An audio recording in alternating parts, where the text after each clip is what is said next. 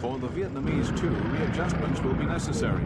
After witnessing a quarter of a century of fighting, people are naturally skeptical that peace can at last survive and flourish.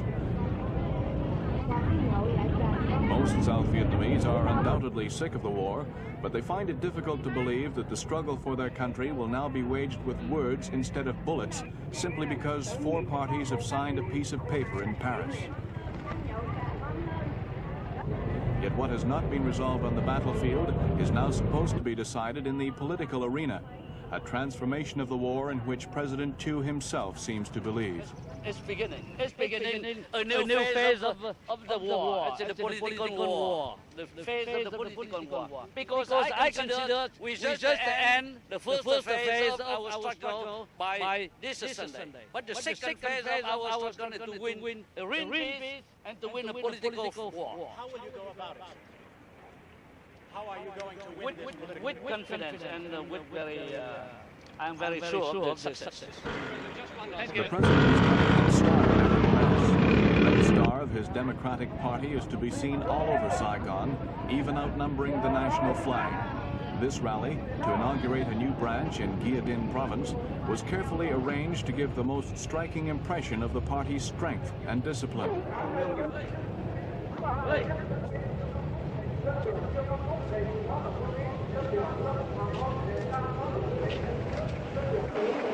The Democratic Party is by far the biggest and best financed political organization in the South, with branches in 26 of the country's 44 provinces.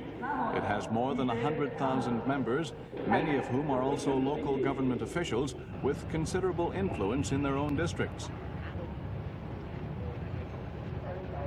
This alliance between party and administration is the basis of President Thieu's enormous political power. How much success the communists will have in eroding this power in the kind of free political debate envisaged in the Paris agreements is, of course, anyone's guess. But at the moment, President Thieu doesn't seem too worried by the prospect of this challenge to his authority. We face the problem very calmly, and we will put our best willingness for peace on that.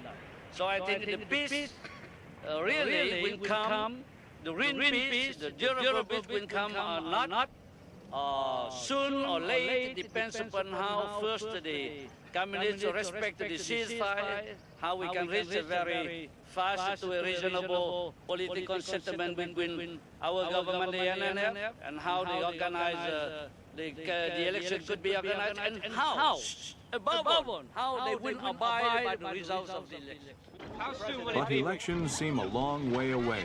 According to the Paris agreements, both sides should jointly set up a National Council of Reconciliation and Concord within 90 days and start planning elections.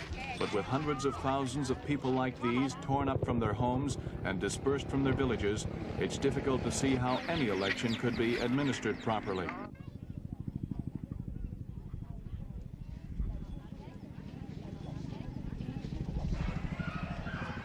Behind all the military and political issues still to be settled in Vietnam, there lie the problems of common humanity, the treatment and eventual rehabilitation of thousands of people, young and old, whose families have been shattered by the war. These are just a few of South Vietnam's orphans. No one knows how many orphans there are altogether. Some social workers have put the number at 250,000. 1,200 of them are cared for at this orphanage in Saigon.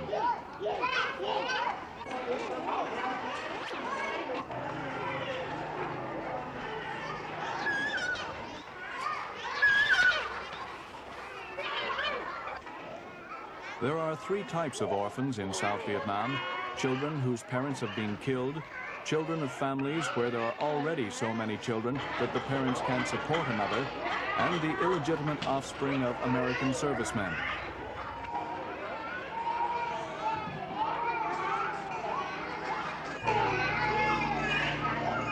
Compared with thousands of refugee children all over South Vietnam, these orphans are lucky.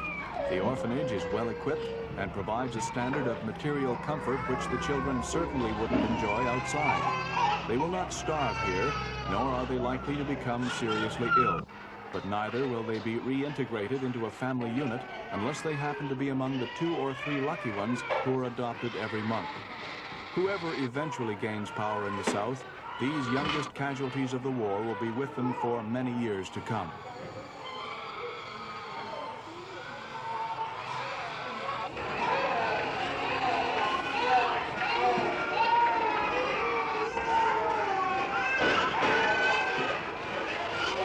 The Vietnamese have gone off to an unpromising start, stability and peace.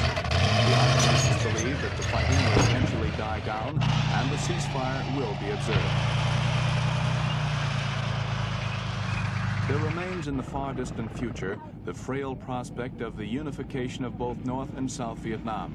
It would be a bold man who would gamble on that possibility, and significantly, President Thieu doesn't seem to be doing so.